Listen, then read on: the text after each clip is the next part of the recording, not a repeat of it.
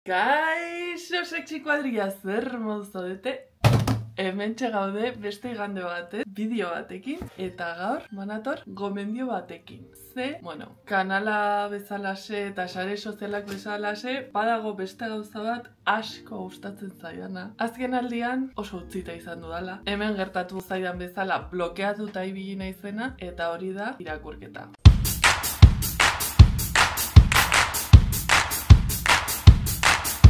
Bihar, abenduaren 1 izango da, zorionak Iruñe.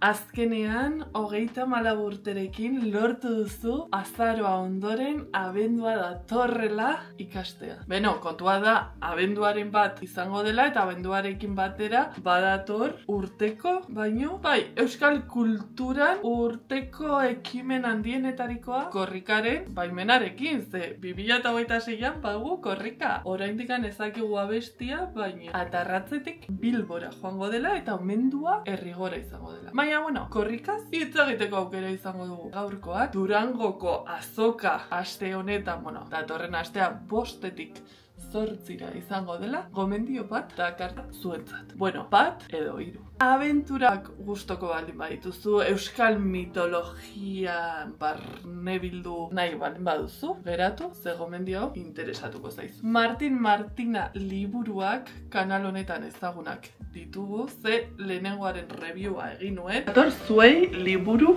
gomendio bat egitera. Egun hauetarako oso gomendagarria, ze, beldurra ez du ematen, baina misterioz betetako liburu bat da. Martin Martina eta Urrezko Raziaren misterioa du izena. Lehenengo liburua hemen ikusten duzue? Ez. Nire etxean ezago, nik uste dut norbaiti utzi dio dela, beraz, hau ikusten ari baldin bazara, liburua utzi dizudan hori, mesedez, badago Amankai Gaztañaga dela trilogia honen idazlea kristonakoa. Bera da, txika 360 Pakita Sarasek esango luken bezala. Musikaria, abeslaria, aktorea eta antzerki zuzendaria. Eta orain, idazlea ere. Hori, mesedez, baldin baduzue, lehenengo liburua dela olako tapa moloiekin eta urdinan. Mesedez, bueltatu. Hori da, esan bezala, Martin Martina trilogiaren azkeneko liburua argitaratu du Amankai Gaztañagak elkar argitaletxarekin batera. Eta, hause dugu trilogiaren azkeneko liburuaren portadatzarra. Fijatzen baldin bazarete, liburu guztiek badituzte pistatxoak ematen dizkigute zer pasatuko den.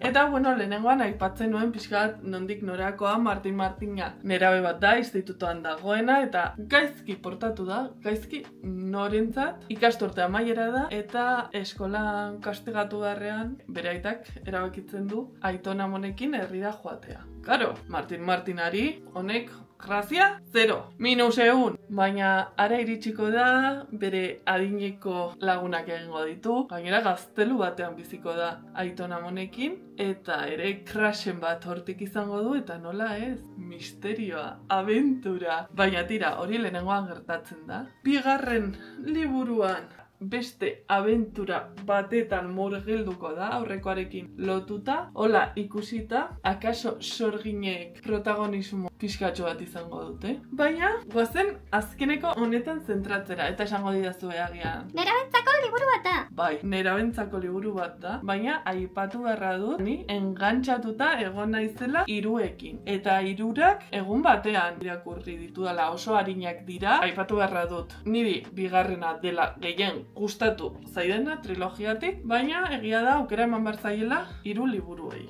Aipatu dudan bezala, hau da azkenekoa, Martin Martina eta gauekoak, euskal mitologia, hau da kriston portadatzarra, eta esango didazue, Iruñe, begira, arkakuso oparitu didate, hau, bapatean 3. bigarrena. Lasai, nik gomendatuko nizueke 3ak irakurtza ze badu bere xarma eta ulertzeko detailetxo garrantzitsua. Baina egia da, Amankai, gure errenazimenduko niska, gure lagunak, que por cierto, mila esker Amankai, liburuak bidaltzagatik. Liburuaren hasieran egiten duela aurreko abenturan, eta egiten du oso laburpen espres, Osa da, 2 orrialde.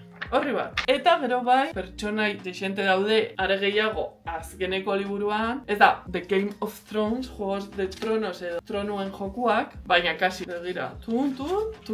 Osea, badaude, Baina, bueno, ez egoteko krokis bat egiten, nik badakit Juego de Tronos ikusten batzuk ala egiten zuten, eta baita El Señor de los Anillos ere. Lasai, eta baita ere, mapa bat dugu, Aiton Amonen herrikoa. Esango didazue. Bale, Iruñe, oso ongi. Eta zertaz azkeneko historia. Jarriko ditugu, eta aurrekoak. Eta kontatuko dizu. Adi. Iritsi da galdera guztiei erantzuteko garaia. Korapioak askatzeko tenorea. Misterioak argitzeko ordua. Bihotz apurtuak osatzekoa. Garo, esan dizuet, krasak zeudela. Martina eta lagunek Amona Xiska eta Ireltxuren laguntzarekin Kasilda barnetegiteki egingo dute. Barnetegia, galdetuko zuen.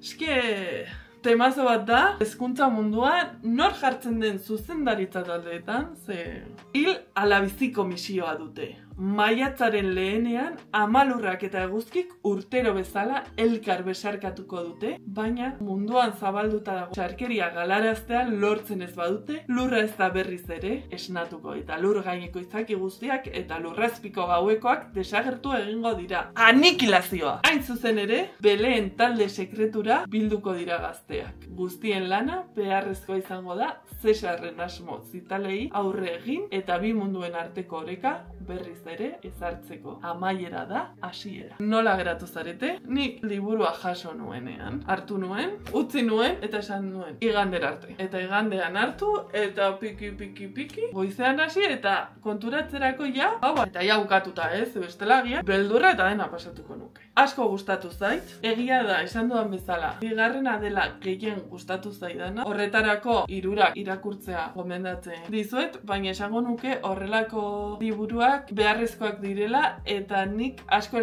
eskertu ditudala orain izatea eta asko eskertu izanen dituela gabe nintzenean izatea. Ze askotan aipatzen ditugunean erreferenteen falta, euskal literaturan nerabezaroan ere falta dira asko. Eta falta dira anitzak izatea. Eta horrelako misteriozkoak, abenturak, ere sartzean nerabezaroko kezkak, krasak, maitasuna, laguntasuna eta bestelako arazoak, adibidez HT, natura suntsitzeko planak. Eta orain, hemen daukago Martinaren trilogia. Gomendatzen dizuet, inguruan neraberik baldin baduzue, benetan oso erraz irakurtzen da, engantzatzen dute, eta iruditzen zait literatur zaletasuna sustatzeko aukera paregabea izan daitekela eta gabonetarako opari interesgarria. Hori, gogoratu trilogia bat dela. Hemendikan, nik gehiago ez dut esaterik. Bueno, bai, ni ere Durangoko azokan egongo naizela,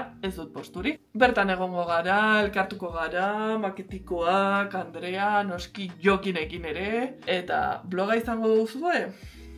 Eta espero dut bideo gehiago ere, ze badakizue, abenduarekin batera, badatoz blogmasak. Agian astean bideo bat baino gehiago izango dela, ezakit. Oraindikan ezin dizuet ezer ziurtatu. Bihar, bueltan etorri beharko duzue, abenduaren batarekin akaso, bideo berria izango delako. Ordura arte, bat, eta Durangon ikusiko dugu elkar, edo hemen, pantailaren bestaldean.